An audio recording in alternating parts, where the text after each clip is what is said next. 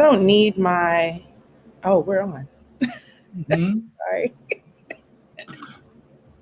Oh yeah, we did. Assalamu alaikum. We just got started. We got caught with a hot mic right there. Right. Alhamdulillah. Oh, God. Bismillahir Rahmanir Rahim. Alhamdulillahi Rabbil Alamin. Wa ashhadu an la ilaha illallah wa ashhadu anna Muhammadar Rasulullah. Assalamu alaikum wa rahmatullahi wa barakatuh. Alaikum salam wa rahmatullahi wa barakatuh. Alhamdulillah. This is one of those cold openings, Yeah, Like Saturday Night Live or something. You know what I'm saying? It's like, okay, let's go. live from California. There you go. There you go. That's what it is. Yeah. So, alhamdulillah, normally we would have had, but then actually, the people who are on Facebook, YouTube, this is an open secret. It's like many people who wind up coming here to get with us on Facebook and YouTube via StreamYard actually don't check in on the opening Yeah, video as much as we encourage them to. to do so. Yeah. Uh, and since the preview video was the deal with the devil, so maybe maybe Right. Shaitan was saying, well, no, we're not gonna play that one today. So Yeah, we still gonna deal with it, right? that's right. uh but tis what it is. Alhamdulillah, we always work with whatever Allah allows. Whatever happens is by his plan, by his will, by his design, and we embrace it fully because Yes. it could not have been any other way. Just forget about it. Forget about it. You can moan about, well, it couldn't, I wonder what happened. Move on. Move Life on. goes on. Yes, it does. Alhamdulillah. So it's wonderful to see your beautiful face in the space, in the place. Alhamdulillah. It's Alhamdulillah. And wonderful to be here in this space and have a genuine smile on it too. So Allahu Akbar. it's good. It's good. Even when it ain't, it's still good. It's all So good. Alhamdulillah. alhamdulillah. So, Yes, so indeed. I take it you worked through your computer issues that you were working with. Yes. And here's the thing, there's always a lesson in every single solitary moment. And I'm telling you, I am Mhm. being stretched. It's Mhm. not, yes, it's challenging, but I don't want to, I'm not thinking of it as, what was that quote you made at Juma that was just blew my mind? Like, we sweat on so we don't bleed on the battlefield. What Oh was yeah, it? yeah, yeah. It said, yeah, the more you sweat in training, the less you bleed on the battlefield. Well, baby, I'm sweating. Yeah, yeah, We yeah. in That's good. sweat season, like Right. for real, like this entrepreneurial goal, when you have committed to what you said, what do you have to do to accomplish the vision? Yeah. It's like the sweat begins. And so that's what's happening with me right now. And it's just like, it's like being on the gym and you go on the highest point of the incline Right. and it's like, okay, Yeah, yeah, is this yeah, goes out? It's like, no, you still got some ways to go, just sweating it out. So yeah, I'm staying yeah. hydrated Alhamdulillah, Allahu Akbar. with Well, some voodoo water. Allahu Akbar. On a sidebar, before I step aside, I'm feeling those earrings there. What you Oh, got going on mashallah. with that? Thank What's you. Thank yeah, you. Yeah, they just been in the archives and I pulled them out today because when I come on, I always have to put on a little hardware yeah, for yeah, yeah, yeah, for the headshot. So yeah, yeah, yeah, yeah. It's kind of got a heart feel to it. It's yeah, kind of because of like the that. peak at the bottom. Right, right, right. Yeah. Yeah, it's beautiful. Thank you, Well, Baba. as always, life goes on, and we're pleased as always to have your contribution. I'm gonna step aside and let you do what you do. All Mhm. right. All right. Thank you. Assalamu alaikum wa rahmatullahi wa Alaikum barakatuh. assalam wa rahmatullahi wa barakatuh. أعوذ بالله من الشيطان الرجيم بسم الله الرحمن الرحيم أشهد أن لا إله إلا الله وأشهد أن محمد رسول الله. Assalamu alaikum to everyone on the StreamYard or live with us on Facebook and YouTube. Welcome, welcome, welcome. We have made it to another Monday, another week, another opportunity to get it right and to get closer to our goals, to continue to strive past and push towards our fullest potential. It's a blessing, right? And I'm so grateful for one, the community that we have, two, for the dedication to seeking understanding and to getting the most out of this life experience. I'm so grateful for it.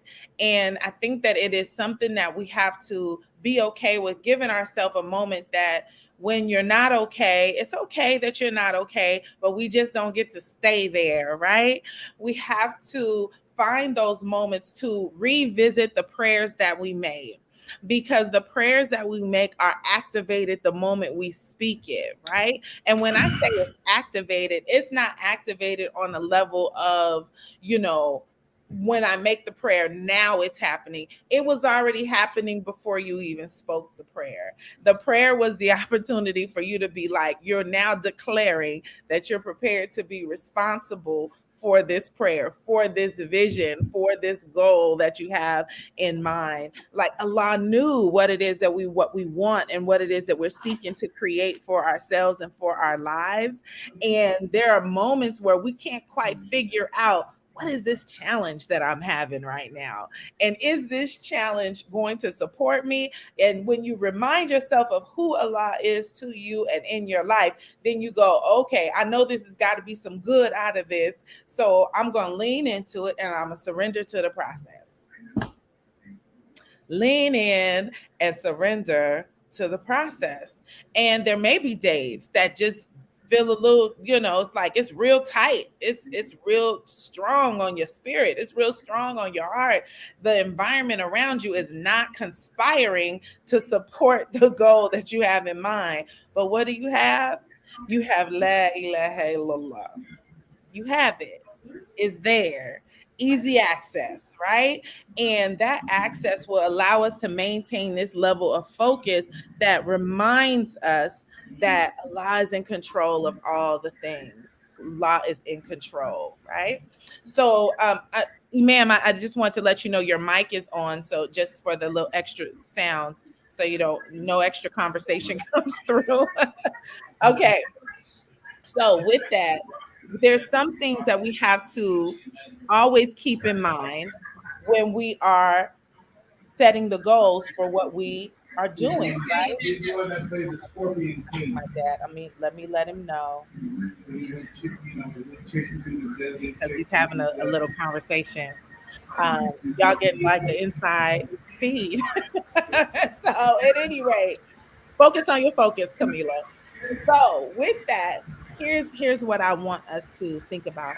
What is the thing that we are seeking to create? What is it that we desire for ourselves and for our lives? And in that, in understanding what it is that we're seeking to create for our lives, are we willing and ready to be responsible for what that requires? Right? And it is in the prayer for the thing that lets us know, oh, this must mean I'm ready. Because when you speak it, you are now accountable for what it is that you are asking for. When you speak it, you have now activated the actions that are going to support the thing that you have been asking for. And that's the part that becomes really exciting, because it's at that point you start to recognize the process of things that are happening in your life on a day to day, ongoing basis, right? So, how do we approach prayer? How do we approach the goal setting? How do we approach, is this time in my life something that I'm supposed to have for myself, and am I willing to take on the sacrifices required? Am I willing to take the time and engage in the discipline necessary in order to achieve or accomplish the goal that has been very clear in my mind, in my heart, and on my spirit? I saw this video clip of Serena, and she was saying that her love for discipline, that without discipline you can't have anything, but with discipline you can have everything. And for some in the audience, you could tell that the response to that, they didn't quite understand what it is that she was saying in that ask of what it is that she was asking for. So, with that, she had to make this shift in her mindset about what is this ideal of discipline. And the discipline is the rituals, it's the ongoing things that we do consistently that build our character. And that when we do these things that consistently build our character, the building of character is what expands our capacity for the responsibility. So when we say I am Muslim, right? Okay, so you taken this declaration of your faith and your belief. There are rituals and there are behaviors and disciplines that you engage in that help you to build the muscle of the capacity of the responsibility of what it means to be Muslim. When we pray, when we fast, when we give in charity. Like these are all things to build character. Like Allah gives us these tools to build the character. It's not like Allah will be whether we are there or not, whether we give or don't give, whether we pray or don't pray. God will always be there. Always, always, always, right? But it is in these beautiful jewels, rich jewels, rituals that allows us to expand our character. Now, mind you, be very clear. Like when we say, like, it's not this empty ritual, empty rituals, meaning like I'm just doing it just to get it done. No, you are intentionally engaging in the act of prayer, right? And this intentional engagement in the act of prayer is not about, okay, I'm just tallying off that I made the prayer, but were you present in the prayer? Or were you just kind of just putting a little check off the mark? I made all 5 prayers today, but there was no intentional connection to the prayer that you were making. There was no intentional connection to the scripture that you were reading. There was no intentional connection to the charity that you were giving, right? That you're letting your body go through the motion, but you're not engaging and aligning the soul and the body in this activity that is going to build your character, right? And it's in those moments where we have to do the self-reflect. Like me in journaling, it's the beauty of the self-reflection. It's the beauty of being able to sit and take a moment and check in with yourself. Like, what is this prayer doing for me in this moment? Like, how am I approaching this? How am I really connecting to what it is that I'm saying? Am I really paying attention to the surah that was inspired on my heart at the time that we make salat? So, when we make salat, one thing that I have told I was in like a prayer group, study group, and I was like, sometimes ask yourself, when you prepare to make salat, you don't decide, at least I haven't, and I don't know what everybody else does, but when we were in the group, everybody agreed. So I'm saying I don't put this itinerary of saying, okay, Fajr, I'm gonna do Suratul Ikhlas and Suratul Nas, okay, and Dhuhr, I'm gonna do Surah Shams, and I'm gonna do short Surah Duha, and Dhuhr, and then Asr, I'm gonna do. I don't. It doesn't happen that way, right? If you do, congratulations, awesome, good stuff for you, right? The only thing that I know for sure, that will be said when I make salat is Al Fatiha. After that, there's something in my heart that moves that says that what comes to the forefront of my mind is, okay, Surah Nas, right? Or what comes to the forefront of my mind is Surah Asr. What comes to the forefront of my mind is Surah Al Shams. What is the surah that comes? Ayat al Kursi comes to the forefront of my mind in the moment of the salat that I am making. Have we ever taken a moment to ask ourselves, well, why did you choose that one? What is the significance of that particular surah? That is the thing that elevates from your heart out your mouth. It's like for you to speak in your salat. What was that?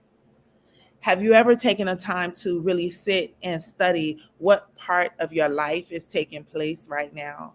And whatever part of your life that is happening in this moment, that this particular surah will be the thing that engages it, that the real lesson is taking place. Like when you now when you go back and you study the surah, why is this surah so prevalent on my spirit, on my mind each time? It will bring up a very different experience with your prayer. It'll bring a very different experience with your self-reflection. It will force you to really have a true, intimate conversation with yourself and your experiences, right? So when I do that, when I have done that, and when I make time to do that, I can see where there are certain chapters or seasons within my life that it correlates, that it meets up with something that I have to pay closer attention to. Whether it's like areas where it's like my faith needs to be strengthened, areas where I have to recognize that God is in control of all the things, right? That when I understand that and then I take time to reflect after the actual ritual of the prayer is made, what is happening, right? So, giving ourselves this time to be intentional in how we engage in it really allows us to see how beautiful this way of life is, how amazing it is that we have an opportunity each and every day, that we have an opportunity to kind of check in with how am I living this life? And am I happy? Do I have a clear understanding of what happiness is?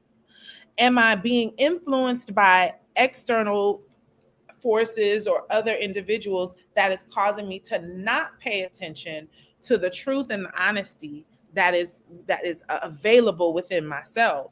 Or am I allowing those things to move me in directions that are not upon the straight path, that are not upon a path that'll get me to the best parts of myself?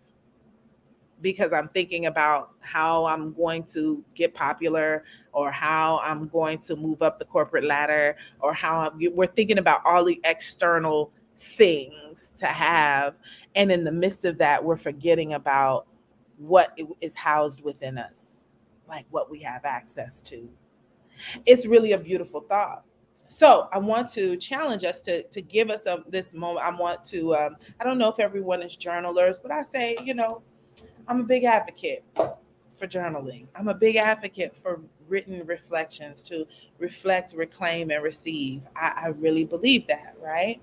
That I want us to take a moment, even if we don't write it down, but like after every salat, take a moment and just sit there and ask yourself, like in this moment, like, what am I receiving from this experience?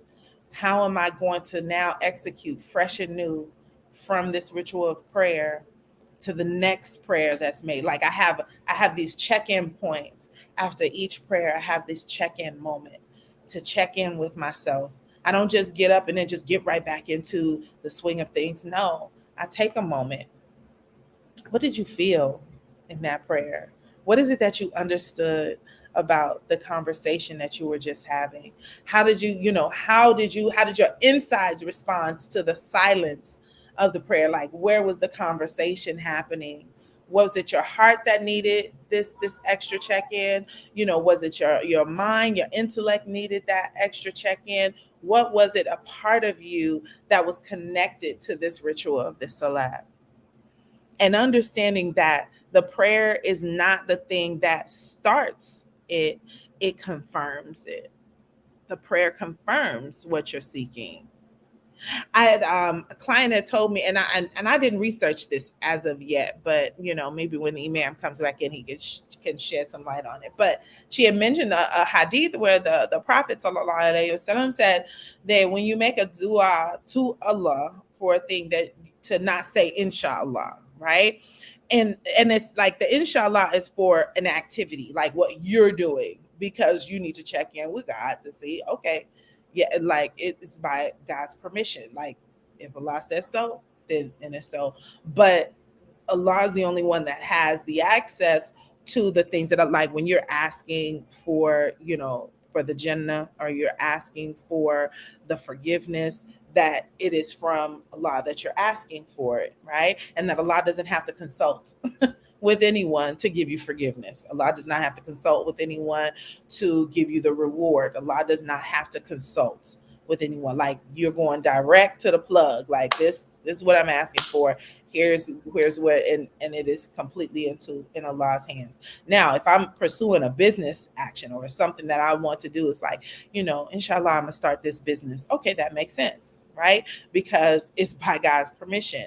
So inshallah, I'm going to go back to school and get my degree. Okay, that makes sense because you are checking in and it's by Allah's permission, because you may have this desire to achieve and make something happen within your life, but then it requires that you have to put Allah in the conversation to say, yes, yes, continue on that path. Yes, continue to, and I will show you the things that you need in order to be successful on that journey towards this goal that you have set for yourself, right?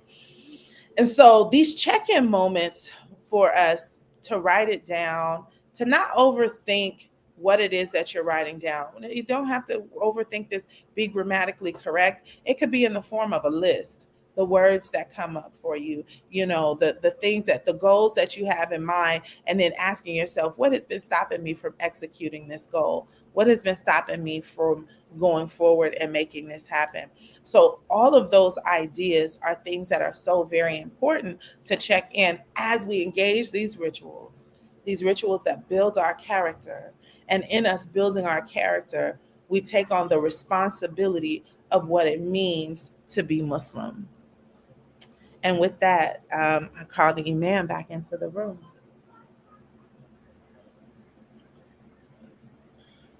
Alhamdulillah. Can you hear Alhamdulillah. me? We've been hearing you. You've been here, so you heard my little TV commentary on something else. No, we didn't hear the details, but we did hear a little bit of the chatter. Oh wow! So like the sensitivity is there. We'll have to remember that. I guess we have to give props for that. Because it's good sensitivity. Yes. Alhamdulillah.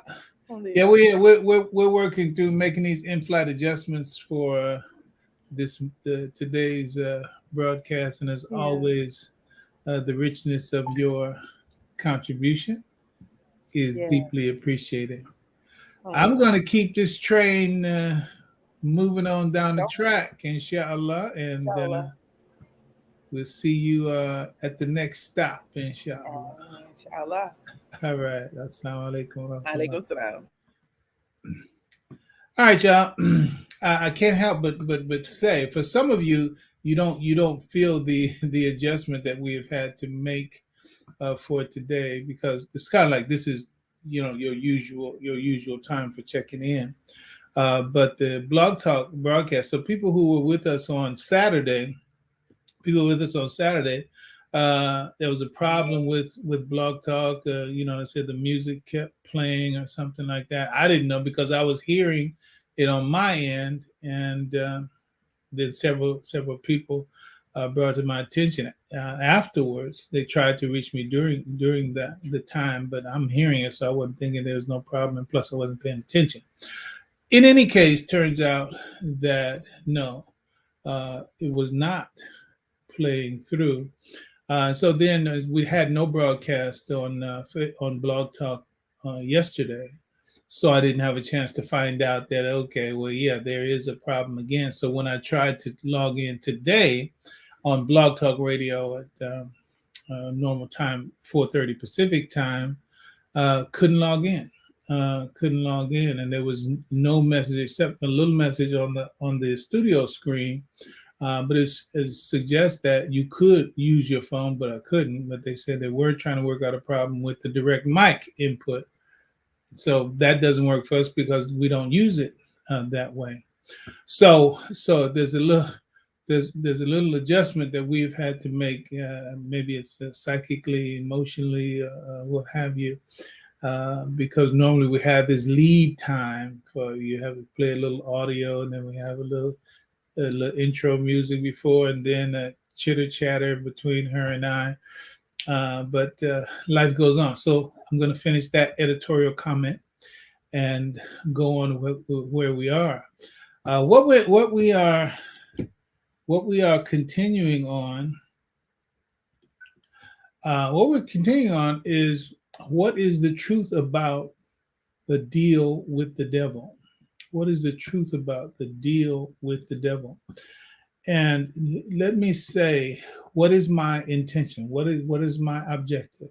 One of the first objectives that I have in mind is to remove the old paradigm, the old framework of how our culture, that's all of our culture. You live in the West, you live in America, in the world in so many ways. There's a standard theme or thesis about making a deal with the devil, selling a soul to the devil. They talk about a Faustian bargain and different things like that. Um, and let me say that a part of the problem with that not only is that it's not true in an explicit sense, but when you don't have the truth about it, then you may have made a deal with the devil uh, in a way that you didn't know that you made a deal with the devil. And so, therefore, the devil is still got what he was after, because you were blind to, okay, how do you make a deal with it? You don't know. If you don't know, you may already have a deal with the devil and not know it. So the point is, we're doing that, and understand this. This wasn't like, from left field or out, out of the blue. We start dealing with this subject because we think it's, whatever, people are interested and they'll be hyped up about it. But no, no, it's in the context of the subject of wealth creation. It's in the context of wealth creation. That's the theme of this broadcast, as you all well know. Wealth creation and preservation is the name of our Monday broadcast. However, for the past 10 weeks or so, we've been actually dealing with wealth from an Islamic perspective in the context of how does that work for the building of ummah, building of the how can you say, divinely inspired republic is a way of understanding that goal. For some of you who go from another philosophical system, you talk about the beloved community. You speak about that. Thy kingdom come, thy will be done. When we say ummah, that's the Islamic way of saying thy kingdom come, thy will be done. So we want the will of God to reign on earth, right? And the will of God reigning on earth, for us Muslims, it means ummah. So, and the job, there's an order in the Quran. It's an order, it's a universal order to every Muslim: build ummah, build ummah, right? So that's our common task. Okay, and there are five principles, five columns that have been agreed upon in the history of Al-Islam, that these five columns, these five pillars, are the essence of ummah, without which you can't have ummah. And we're talking about family. That has to be in right order. Intellect has to be in right order. Your ritual life. Oh, that's what I meant to. Haja Camila, you come and another time. Let me know. Did I hear you say rich jewels? Now that was fire. What do you call it? What we call bars, right? Bars. Rich jewels, rituals, rich jewels, and that's what rituals are. I'll take that and I will use that. Those rituals are rich jewels. So therefore, your ritual life, which is your religious life, that has to be in order, right? So you have family, you have intellect, you have your religious life, then you have yourself. In Al-Islam, when we say the self, we're talking about your psyche, your psyche. That is your own psyche. So you're talking about psychologically, you have to be psychologically healthy, and the psychological health of the people is critical to the building of ummah. How can you have thy kingdom come, thy will be done? How can you have peace? How can you have community? How can you have a beloved community and people are not psychologically healthy? All you got to do is look around, right? So next thing is that the self or the psyche. We have to be psychologically healthy. And the last thing, in the way that I order it for memory purposes, the last on that list, not because it's the least important, the last on that list is property. Property, your wealth, your material condition. Your material condition has to be good, excellent, stable, etc. And so, in the course of addressing the issue of how we must relate to wealth in order to build it up as a pillar of ummah, then this comes up in the course of it. And so we're going to go right back to go back to where more or less where we cut off last week. And as always, we're just going to cover as much as we can. While we're here, we'll never actually be able to cover the whole thing. I'm adding a couple of new bells and whistles, or at least attempting to do so today. So we're going to start off with our normal stuff, the old faithful PowerPoint, and so the Quranic verse that is inside of what we're talking about now, because we're talking about quote unquote the that paradigm called selling your soul to the devil, or dealing with the devil, or making a deal with the devil. So that's the context in what we're talking about. The goal being, okay, what's the truth about that? What's the truth about that? Not the Hollywood version. What's the truth about that? So let's go ahead and walk a little further on that. So here is a Quranic verse, 17th chapter, 64th verse, says, "This is God."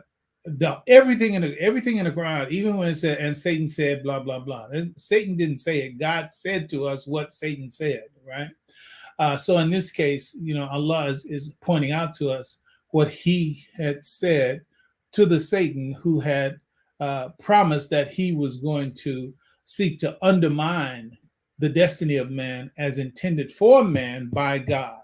So God is telling us what Satan said. He says, not just in this case. In this case, this particular verse, he's saying, God is telling him, go ahead. And here's what he's saying, go ahead and do. He said, and incite to senselessness, drive crazy whoever you can among them.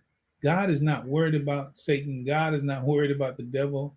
Satan is our enemy. The devil is our enemy, not God's enemy. I mean, that you gotta get your head around that and your heart around that too. But it's true that Satan knows that God has power over all things. In fact, the dialogue and the movement that Shaitan started out on, he first asked, "Grant me respite until the day they're raised." Right? Grant me respite till the day they're raised, and that is a very important element to even that. And that is when he says, "Grant me respite till the day when they are raised." Do you think that only is speaking about the day of resurrection? No, that's speaking about grant me respite until they arise to the level where they can see me, where they can detect me, where they can avoid me, where they can overcome me, quote unquote. Respite me the day there. He said, you're respited. So that means for each one of us, see, Shaitan will have his way, Satan, he will have his way until we grow to the point where, oh, I see you. Get back, right? A'udhu billahi minash shaitan rajim. What we say is every time we have that sense, I seek refuge with Allah from Satan the rejected. All right. So, in any case, God says, and incite to senselessness whoever you can among them with your voice, and assault them with your horses and foot soldiers, and become a partner in their wealth and their children, and promise them. But Satan does not promise them except delusion. So much to that. But basically, what this says to us as well is that Satan can be influencing your mind and your thinking, and you can be thinking, mashallah, I heard some bad news today, and I don't know if others of you heard it. So the person will remain unnamed unless you have some sense. But a person who had, who was whatever, a rising, I'm just going to call it a rising star, or even a star, let's call it, in the knowledge, how can you say, sharers in the community, identified with the community of Imam Muhammad. I heard some news today is that they've gone off the rails. They've gone off the rails. It's like, something is very tragic in the context when you understand that, oh, this person who has had such a light and had been given such a reputation, acquired such a reputation, and people were listening and understanding. He said, but then I got a call today and said, now the person is advocating something that is just totally uh, crazy. Well, I won't say it's yeah, it's crazy from an Islamic point of view, but it's not new. I just put it like that. It's not new. And it's just there's another one. I gotta say this. The any of you who know the Harun Yahya, that was the pen name that this person. I think his name is Akhtar or something like that. He's from Turkey or something. Very luminary, luminous. You read his stuff and you really feel enlightened. You feel the intelligence. You feel the facts, the information. Um, but then he went to the left, right? He had the kittens or something. You just look at Harun Yahya, the kittens. I think he just got sentenced to 175 years in prison too, though. But that kind of comes with the territory. But that's another instance. For me, the Quran, it's the Quran saying there are those who light a fire, and then they get wrapped up in the fire that they light, and then the fire takes away their sight. The fire takes away their sight. And I'm just saying, sometimes I spend a lot of time, and I pray Allah, I'll continue to do so until I die. It's like, look, if I say anything, the idea that seems to shine a very, positive and self-approving light on myself, I want to always say this is no boast. I'm not bragging. It's not out of ego. I'm not interested in applause and compliments and flattery and none of those things. It's not about me. I'm human like everybody else, inshallah. Is that it's like, yeah, there are things that we like, but you also got to be careful that the shaitan, he will also use your liking that to try to blow it up to where now you forgot what you came for. And that's unfortunately what I see is happening in this most recent case that's brought to my attention. You'll hear it soon. If you're a student of knowledge, and especially in the Association of the Imam Wardi Muhammad, if you haven't heard it already, you're going to be hearing it soon. Don't worry about it. You don't have to look for it. It'll come to you. Inshallah, especially those of you on a network of information and you talk to people who do study, persons like myself and others who are online doing their programming and teaching their classes. You'll hear it. You'll hear about it. But I got to move on. So the point is that shaitan, he's got weapons. He's got weapons. So, and you have to. The only protection from the machinations of shaitan is God, right? And so that's it. But the point is, until we are raised, until God says the only ones that are going to be safe are the mukhlisin lahuddin, the ones who are mukhlis to the deen. You have to be as pure as you possibly can. Imam explains, there's no way for us to get perfect in this literal physical sense. The only thing you can perfect is your intention to obey Allah. So now when your intention gets corrupted, well, you're corrupted, and the rest is just going to follow like the dominoes. So, mashallah, we say, inna lillahi, inna ilayhi rajiun. So this verse is saying Satan, he's got, not only as he said right, left, before, from behind. Look, I got horses, I got foot soldiers, I got folks that will come in and become your partners in your business. Some people are working with the devil, and the devil is their business partner. They don't know their business partner has been taken over by the devil, devilishment and shaitan. Maybe if they're sincere, maybe you've had a sense of that move was kind of shady. They're not, even if they're out there, quote unquote, making a profit, but the way that they made their profit is like, I'm not too sure about that methodology. All of that. So it could be a business partner. And then it says be partners with them in their wealth and in their children, right? Sometimes you can take that constellation any kind of way. It could be the wife and the husband being devilish in relative to their children. It could be the husband devilish to the children and wife devilish to the children and the husband not, and all kind of configurations of that the shaitan is working, the Satan is working inside that process. It's like, now listen, unless you already, you already have some mental instabilities, mashallah. It's like mashallah, I pray that you, whatever, get help, be aware of it, etc.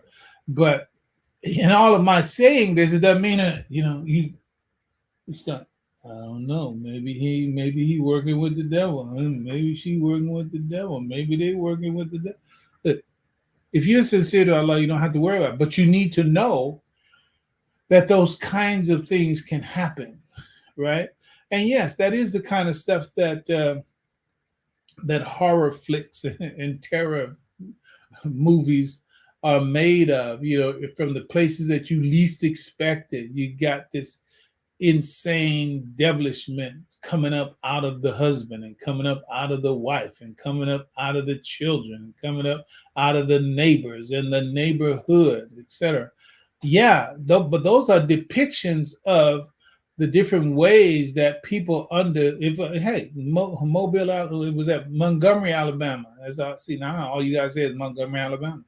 It's like, I know what you're talking about. That's the shaitan. And I'm going to tell you all again. I'm going to tell you again and again and again. Do you really want to understand how Satan works? 2 movies. The one that is most, I think, complete in its description of the formula is Stephen King's Needful Things. I'm telling you. Do you want to understand the devil? We talk about abstract is the truth without details. Needful Things is the abstract of Satan. Well, I should go ahead and say one of the abstract, because Amadeus, which is very powerful with respect to what I'm saying right now. Part of it, I guess I'm putting it at number 2, because you got to have 3 hours out of your life for that. But you got to ask yourself, if I could understand Shaitan, if I can understand Satan fully in 3 hours, would I spend that time, right? You talk about a seminar. Now, that's a seminar. In fact, I had done some years ago, Satan seminar. Any case. So, Amadeus, you need to look into that, because if you want to understand how the jinn, iblis, Satan paradigm flows, look at the movie Amadeus. And if you want to get the understanding of how, as Quran says, and Satan and his host watch you from a position that you see them not, Amadeus, right? And so there's so many things that are made plain in those dramatic depictions. Amadeus, Needful Things. Oh, okay. There's one more. There's one more. The usual suspects. The usual suspects. All right. I'm telling you, if you got time and the interest and the motivation, and you haven't seen them all or either of them, those 3 movies, you pick the order. The Usual Suspects, Amadeus, and the guy who played the key character, F. Murray Abraham, he got an Oscar for his role. Okay, Amadeus and Needful Things. You got dramatic Shaitan understood right there. Okay, now we got to go. So the point is, Satan has many different machinations, different methodologies, different avenues by which he gets into your life, right? Gets into your life. But whatever it is that he does, it's only a promise of delusion. It's delusion, right? Really thinking about the character who was the mayor, I believe it was, in the Needful Things. You can really see how, when that he says, incite to senselessness whoever you can, and then the promise being becoming or being or unveiling or revealing itself to be nothing but a delusion. And that's it. So I mentioned the Montgomery, Alabama thing because it's like that city and town that the Satan and Needful Things came into is just like that Montgomery, Alabama brawl. It's just same thing. So one is a dramatic presentation, and this other one, this is the reality in our time. And that's a very, very small microcosm. And we should understand, it's just that Satan's involvement in the world as it is right now. And mashallah, Allahu Alam, God is in charge. I expect things is not my intention. I'm not trying to will it. I'm not trying to attract it. I'm just saying, yeah, with the 2024 election coming up, I think it's gonna get worse before it gets better, inshallah. God willing, God knows. But there is a quiet civil war already going on. Already going on. It has a level of civility to it now. It hasn't heated up, but that Montgomery, Alabama, tell you that it's right below the surface. The hot war. Yeah. All right. I'm gonna get my eyes on here. Let's go to the. I think that many of you have seen this. This is Lil Nas X, right? Not going to spend a lot of time talking about him per se. This is just an example here. Let me read this. These are some shoes that sold out in less than a minute. 2021. Shoes sold out in less than 20 minutes. Okay, what was the price of the shoes? The price of the shoes were $1,018 a pair, right? The devilish take on this, and this is Nike Air. I got so much to say about the role that the corporation plays for as far as the shaitan, Satan, as it were, and it's just so much. But corporations are key to Satan's operations. All right, doesn't mean that all corporations are Satan's, or anything like that, but the massive input to the devilment of the world, you trust that there are corporations behind it. I mean, you can start with Disney and all the rest of that. You say whatever you want, you can ignore it, but it's a critical critical piece. Man.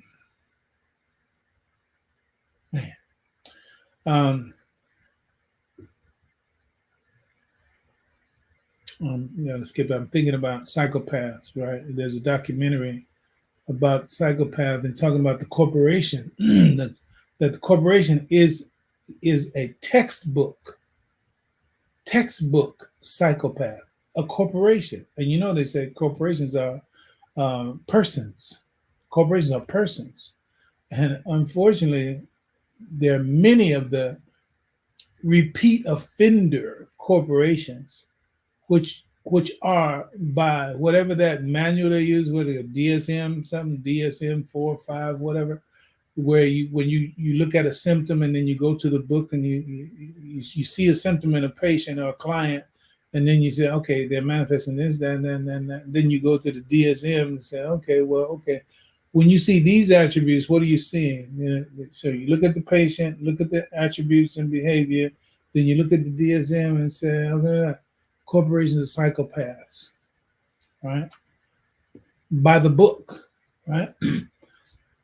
So here's Nike, all right?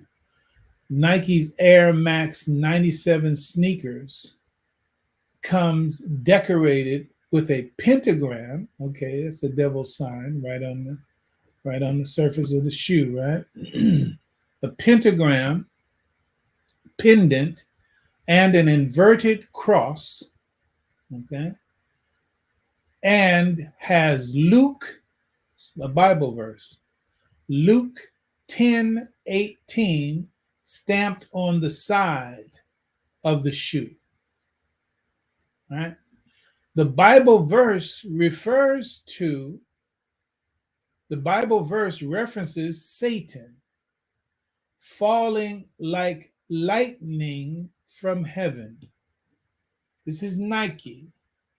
Lil Nas X is a flaming, overtly homosexual young man who is a perfect one to make a deal with the devil. And then it says it's an apropos addition, considering that Lil Nas X new video, that's the video where he goes down to hell and gives the devil a lap dance, right? Which inspired the shoes. It sees the star descending into hell on a stripper pole and offering Satan a lap dance. This is in the public, right? This is in the public. Mainstream. So the $1,018 is a reference to Luke 10:18. And so it's a Nike Air Max 1997. It contains 60 cc's of ink. That's red ink, right? 60 cc's of ink and 1 drop of human blood. It's in the shoe. 1 drop of human blood, right? And then how many pairs did they make? 666 pairs, right? Individually numbered, right? Sold them for $1,018 each, and they sold out in less than a minute. Talk about fast money. And here's another thing. Let's go ahead and make this point here. So now this is from a what do you call that? Tweet. This is somebody's Twitter account, right? But look at this. Saint. You do understand that saint is an anagram for all you got to do is just switch out just take the T and put it in the middle, and you got Satan.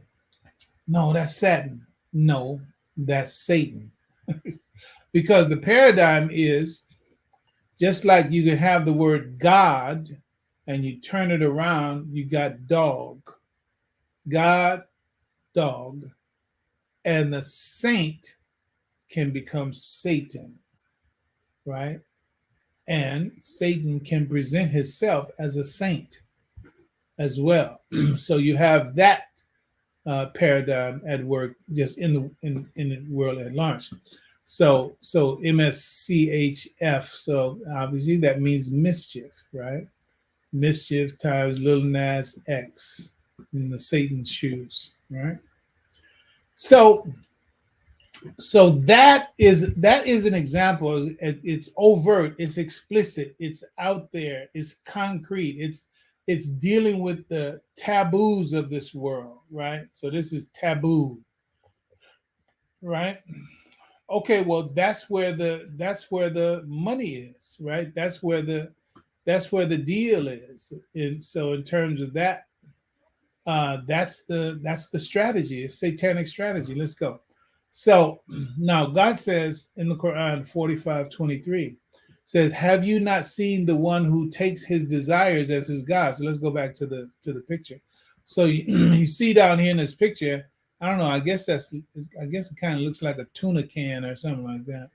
So you got this skeleton with a cigar in his mouth and all these naked bodies in a can, right? Naked bodies in a can, right? So all of the lust and physiology and the physical passion and all that, the hedonism of the world is what is being offered by the shaitan.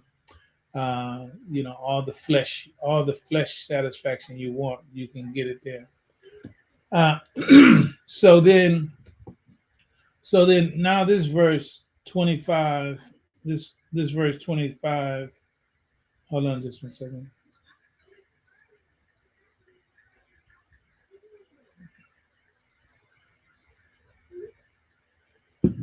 Uh, so it says, "Have you not seen the one who takes his desires as his God?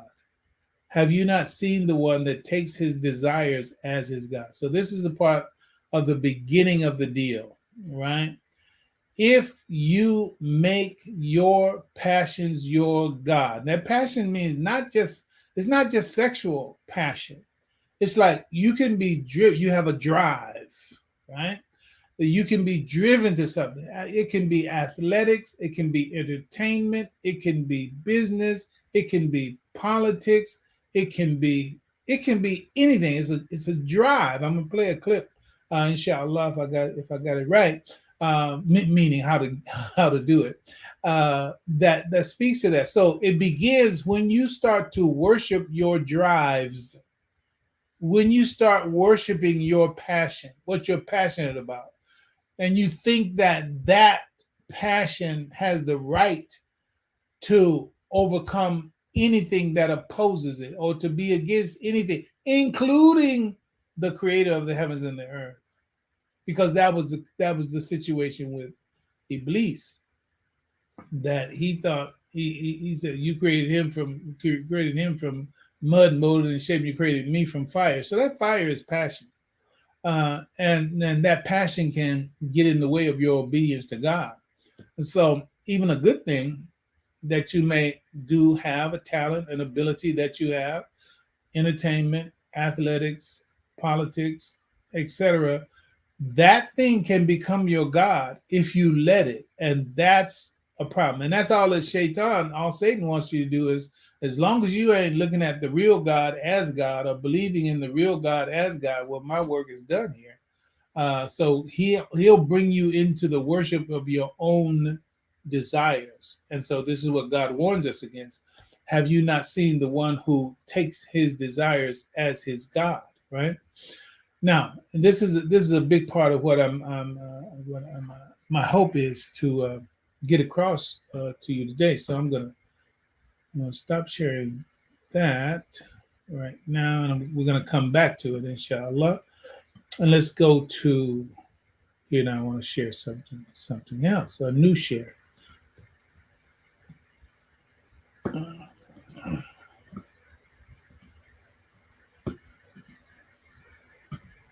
Let's go.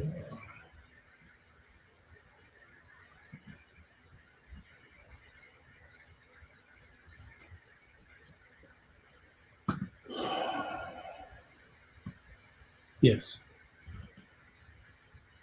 Challenge for people, and I think it's a Okay, let mistake me to put this think on pause. Okay, this is Dr. Jordan Peterson, right? This is Dr. Jordan Peterson. And again, everything has its fish bones.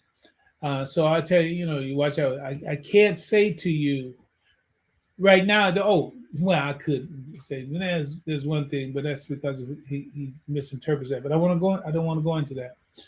The point is that the only thing that's perfect is the Quran. Right? That's it. That's the only thing. And we also have the Quran. When we have the Quran, we can shine the light on whatever anybody says. And with the grace of Allah, by the help of Allah, I say, okay, well, this part of it is true. This part of it is not, is off track. And it's off track in this way and for this reason. So that's how we have to be. And the Quran tells us, don't pursue that about which you have no knowledge, right? So with respect to that, that's fine. What he's saying here is a part of the new. When I say new, perhaps new to you and new to me sharing it with you, the new paradigm that I want you to come into in order to deal with the devil, in order to deal with the issue of that trope or paradigm or phrase, selling a soul to the devil. Now we're starting to get to the natural reality of those statements, right? Where does the deal with the devil make contact with nature? Where does selling the soul to Satan make contact with nature? What nature? Nature in the material world, but most especially the nature of the human being. Where is that operation? Listen, I'll remind you as we go.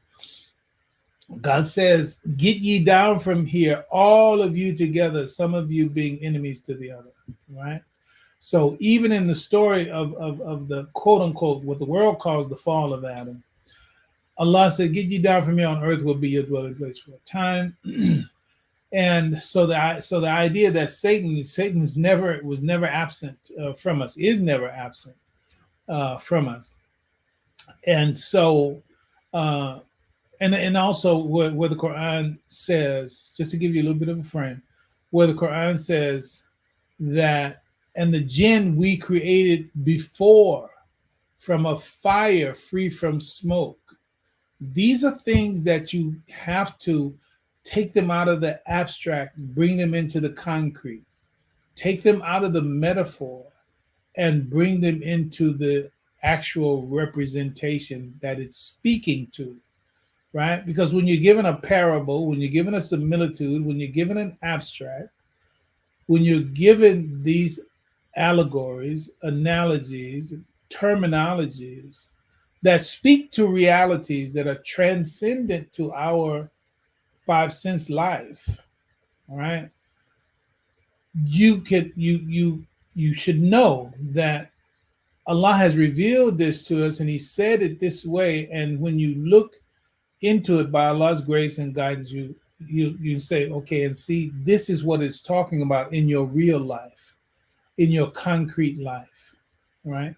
Okay, so this is what this is speaking. I'm bringing it to you as an evidence to understand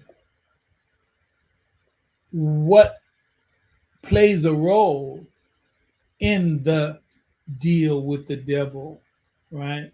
What plays a role? And the main thing that's speaking to here is the nature of impulses, drives, passions, instincts, the nature of it. He's not going to elaborate as much as I would, but I want you, he's giving it to you from a psychological science perspective. And then we're going to go back to our PowerPoint and elaborate a little further on it. So just listen to what he's talking. And the key thing that he's speaking of is the idea is that your impulses, my impulses, our instincts, our drives, they operate in us like sub-personalities. They operate in us like sub-personalities. You just think about it. When we speak to each other, we say, Assalamu alaikum. Assalamu alaikum. We speak to each other in the plural. Why? Why? How come Assalamu alaikum? I'm talking to you. Assalamu alaikum.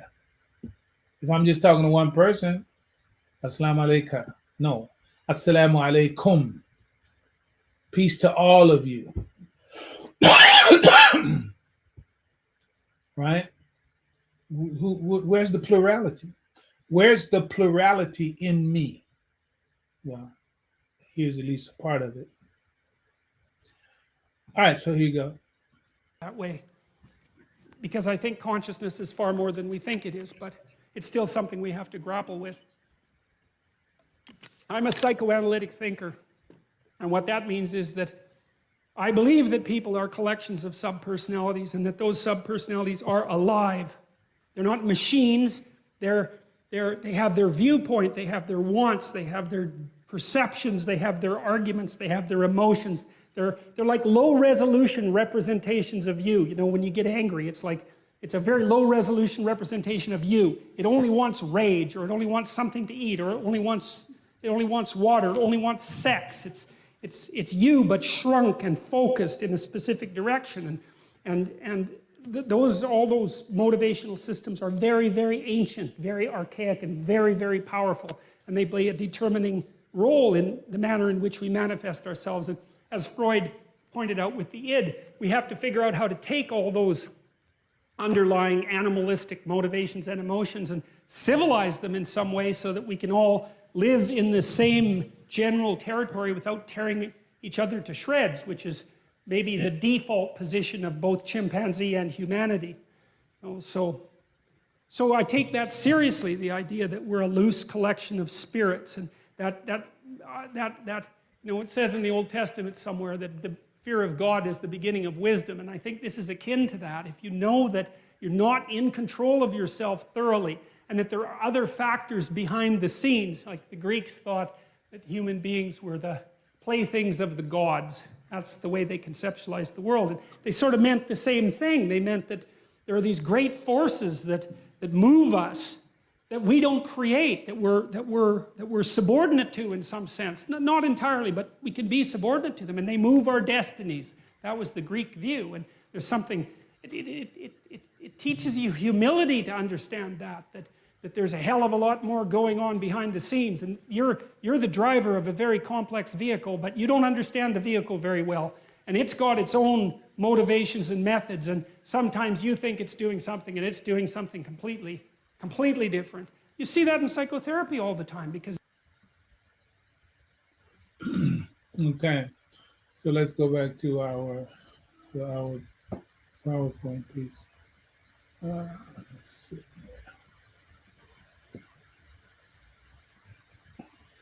So he just talked about this sub-personalities, our impulses, our drives, our passions, that we are a collection of these urges and impulses, etc. It's not to be lost. Imam explained that psychology and psychoanalysis, etc., especially the Freud type, they had taken from the religious life, and then reintroduced things that they had taken from the religious life, reintroduced them to the world as though they were new. Even the word id, I-D, it's talking about urges and impulses, etc. But then it's talking about the passions and happiness, etc., which we know that the word Eid is also in us when it's talking about the return, especially Eid al-Fitr, the return of our original nature. But let's move away from that. So here is from another book by the doctor, called Maps of Meaning. And this statement he quotes from another scholar is this. He says, anyone who considers the basic drives of man will find that all of them, meaning man's basic drives, will find that all of them have done philosophy at some time. Okay, so he's being rhetorical, saying that, I'm thinking about minions right now too. Minions, those little one-eyed yellow creatures. So we'll find that all of them have done philosophy at some time, and that every one of them would like only too well. That is, every one of our basic drives, our basic impulses, our basic instincts, every one of them, if there are a million of them, every one of them would like only too well to represent just itself as the ultimate purpose of existence and the legitimate master of all other drives. Now, I'm going to stop right there. I know there's only a sentence to go, but Iblis was a jinn. A jinn is a representation of what's being described here. And in these series, that on the Monday series, as we were walking through the idea of Solomon and the jinn, this is very much connected explicitly to that issue of Solomon. He had the mastery over the shaitans. And he had mastery over the jinn, and he used them for building. So this is why our understanding of what this really is critical, because Solomon was successful at that. And then he was lied upon through history and time about using wickedness to do the things that he did. And that has everything to do with the misunderstanding of the relationship between our urges, impulses, appetites, and how they're to be used, not destroyed, how they're but controlled and domesticated and restrained and disciplined, which really boils down to self-discipline, for the purpose of building up in the name of God, right? And so that's the deeper side of understanding that. Remember, I remind you, Solomon had an ifrit of the jinn on his council. The ifrit means big, powerful jinn, but he's on his council, and he consulted. It's right there in the Quran. It's not. You don't have to read far. It's explicit in that, right? So what is it? It has everything to do with Solomon's intent. Like I was speaking before about the sad news of one gone astray. It's all about your intent. It's all about your relationship with God. It's all about your taqwa. Taqwa is an inward guarding consciousness, being conscious in the way that Allah would have you be conscious, being conscious of when Shaitan is trying to allure you, when he's trying to delude you, when he's trying to inflate your appetites, passions, drives that you haven't quite domesticated. And so if he's successful, Satan, if he's successful in deluding you about a good thing, about yourself, and able to drive you into an egoistic, self-aggrandizing mindset, well, then he succeeded in deluding you, right? And so mastering these drives, because if the drive can be in charge, what, I don't care, you can be an artist, let's just go with that, whatever, doesn't matter. I think about Van Gogh, that comes to mind, cut off his ear or something, I don't know, whoever else, Jackson Pollock. Oh yeah, look, hidden genius. You whatever, you take your own time, do whatever you got to do, follow your interests as you should.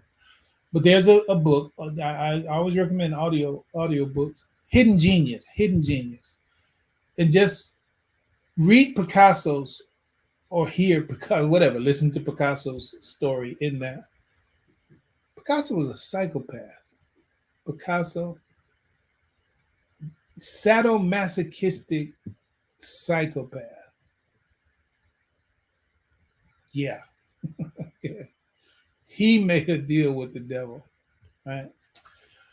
So, okay, but what was it? Meaning that nothing else had meaning to him except his artistic expression.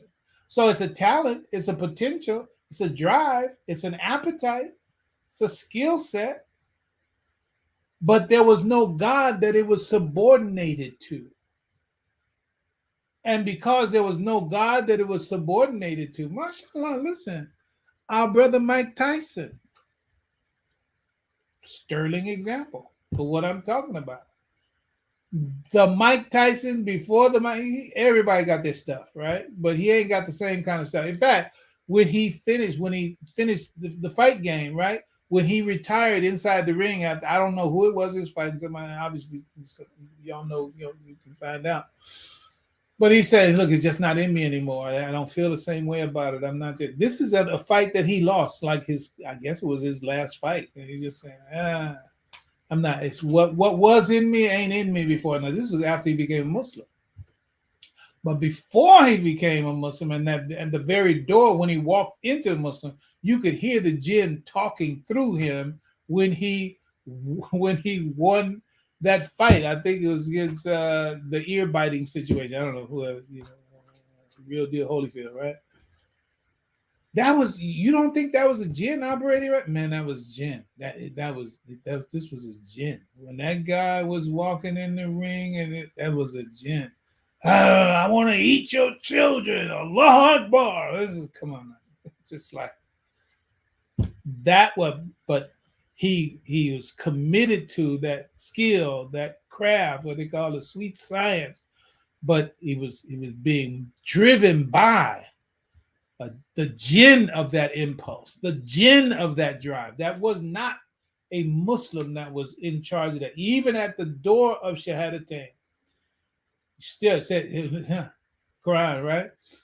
It said, don't say you're a believer, but say you have submitted, because faith has not yet entered into your heart. But apparently there's a matriculation of growth or development.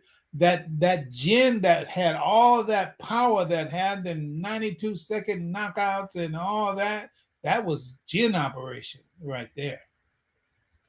But then once Islam began to take hold of him in that sense, it's not a bad thing to become humane and human in that way. It's a beautiful thing, because it's like, hey, I'm evolving, right? He said, respite me till the day they're raised. Well, he rose above that jinn quality in him, in that and at that level of magnitude. You know, I ain't got time to psychoanalyze all the rest of it, nor am I capable, nor am I interested.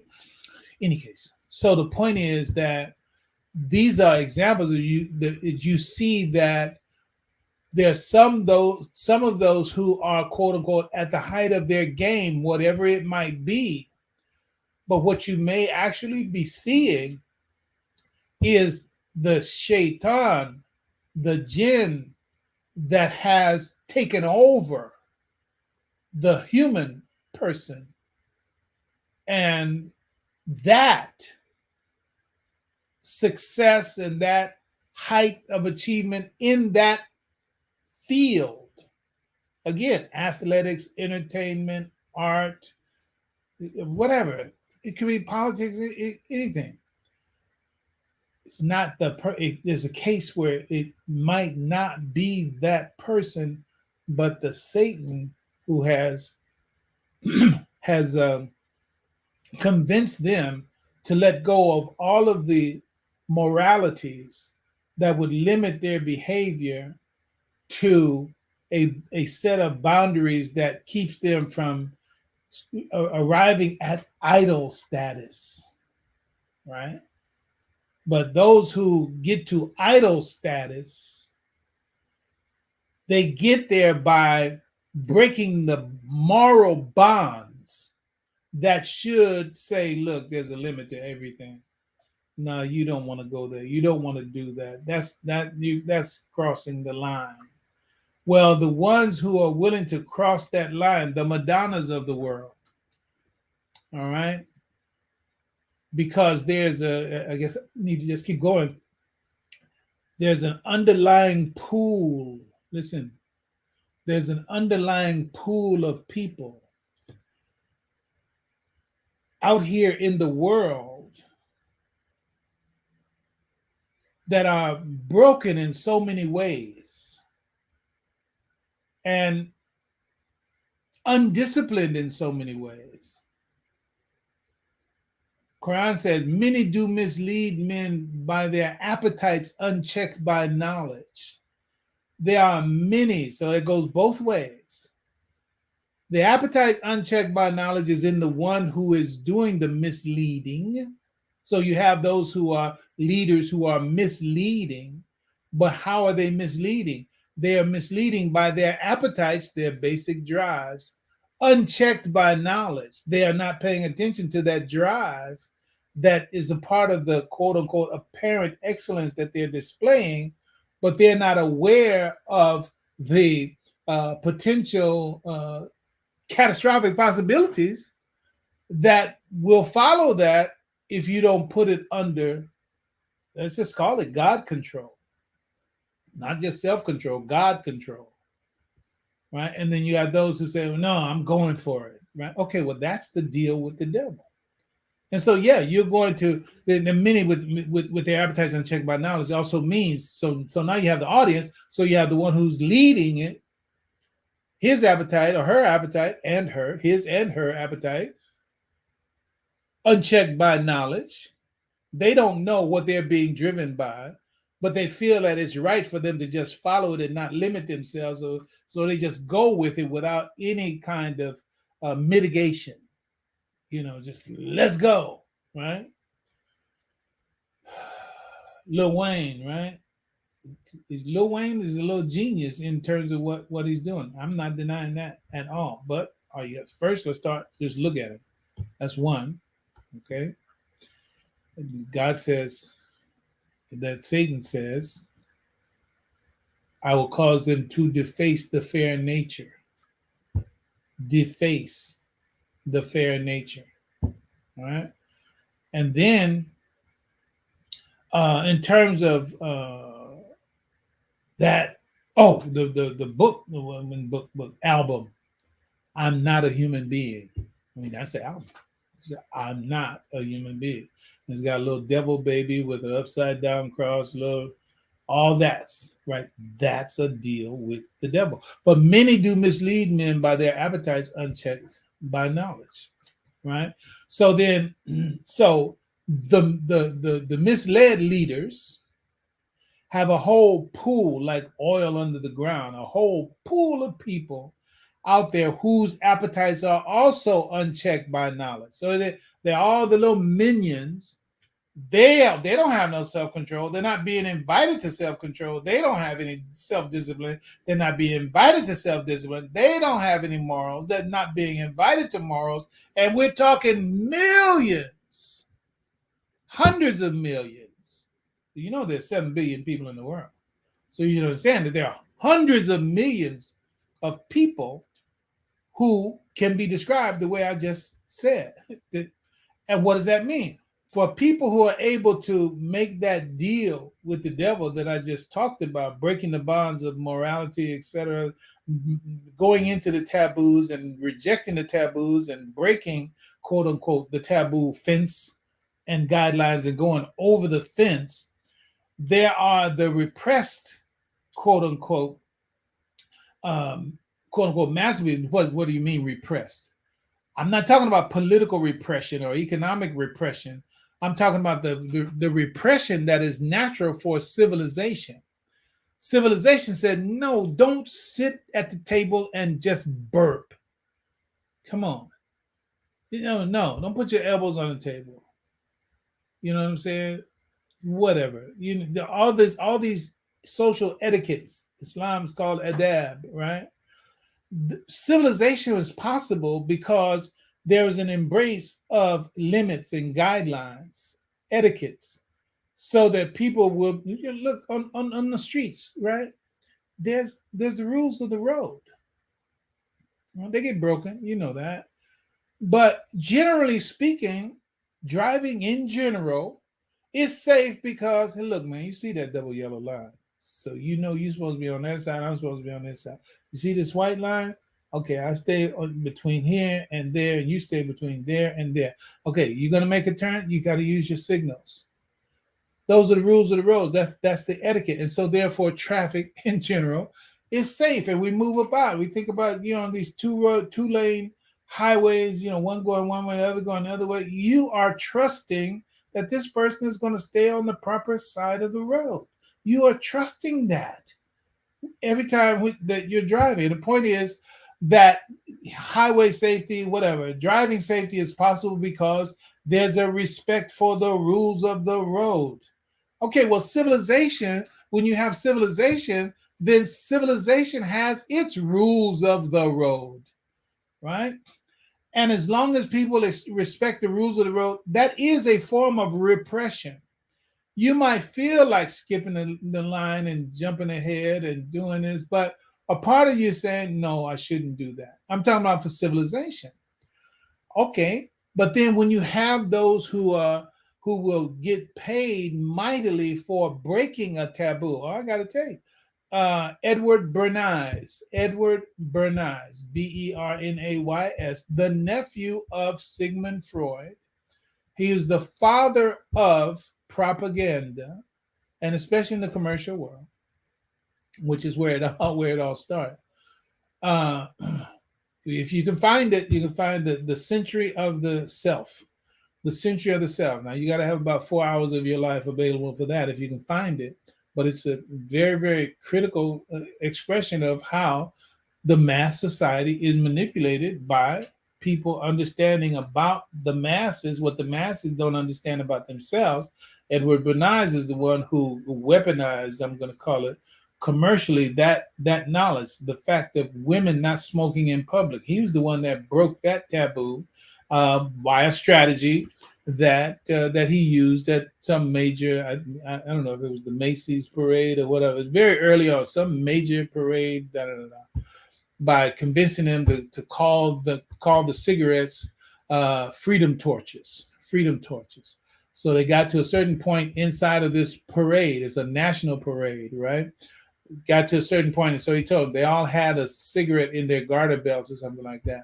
He said, when you get to this certain point, and I think it was the judge's station, when you get to a certain point of the parade, everybody take out your cigarettes and light. Women, they're all women. Take out your cigarette and light them, and then we'll call them freedom torches. And what that did was broke the taboo of women smoking in public, and the downhill slide continued along with other things, right? So the point is that when you have someone who is willing to break the taboo, willing to break the rules, willing to go beyond the guidelines and do so publicly, then you will be paid handsomely, because somewhere in that pool of hundreds of millions of people are people, I've been waiting for somebody. Come on now. Bilalian comedy. I should probably call it black comedy, because that's what it is. Black comedy. Black comedy, black comedy is just full of breaking taboos. And we don't understand, Bilalis, we should understand the greater contribution to the deterioration of the moral fabric of this country has everything to do with the black moral disposition and our willingness to say and do things that other people won't do. Then they wind up following us in the tens of millions, even hundreds of millions, in our taboo breaking, right? Here's what it is, Little Richard. So it's there. It's there. Wherever you read, you can close your eyes and just reach out and you can touch what I'm talking about, right? It's there. All right. The point being, back to this quote. Now we can read the last sentence, right? For every drive wants to be master, and it attempts to philosophize in that spirit. Okay. We are all filled with these drives, urges, impulses, etc., etc. And all of these drives, urges, and impulses want to be in charge. If you don't manage and control those drives, urges, and impulses, and the strongest of those urges and impulses, which feels very much like you, this is me, I want, this is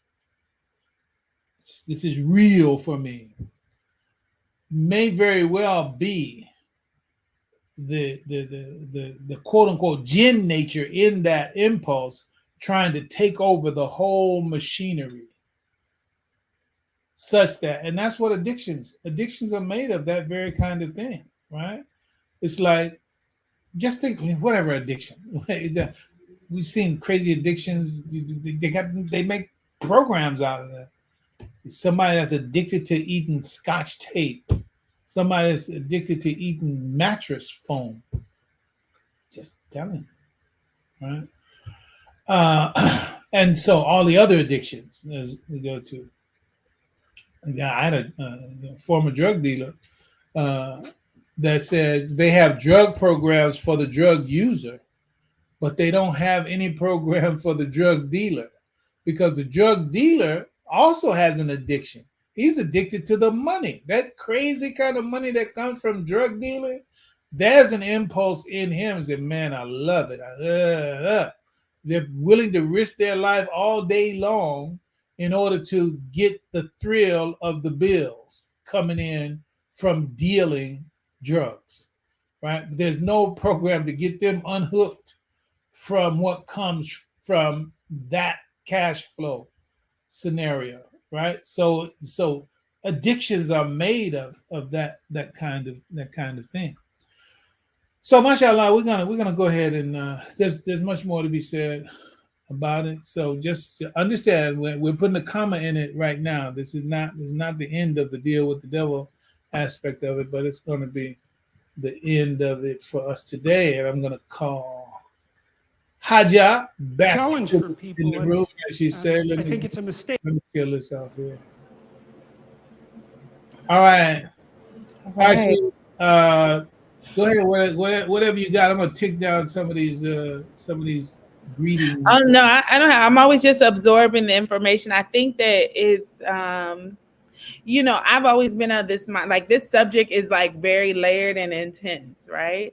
And in Mhm. understanding, like, I think that culturally and historically, we have given more power to shaitan than we do to Allah.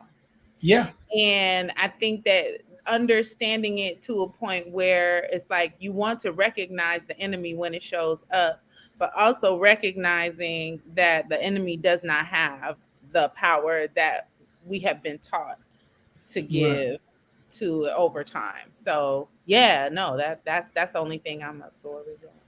Alhamdulillah. Wonderful. Okay, to all of you who are joining us, thank you for the greetings and quote unquote the dua, the supplications, your presence, etc. And that's going to be it. My brother asked a question about the Son of Man. I mean, it's a long story. It's multi-layered. Son of Man. When Imam Muhammad rahimahullah speaks of Son of Man, Son of Man is Adam. The son of Man is the human being. The Son of Man is the human being, right? When in Hadith it says the son of Adam. Well, who is Adam? Adam is man, right? Even from a biblical perspective, it says, "Come, let us make man in our image after our likeness." And who was made? Adam, right? But then, of course, Adam is not just a biological male. Adam is a composite, quote unquote, being, just as each one of us has, not in the way that the alphabet community wants to sell it to us, but each one of us has feminine and masculine from an abstract principle perspective. And that's what has to be brought into balance, right? When you bring that into the right balance, called syzygy or individuation, then now you're Adam again. Now you're Adam. You can't be Adam without both in proper reciprocal relationship with each other. You go to extreme in one, then you're going to get what you call captured by projections, or you're going to be possessed. Really, it's possessed.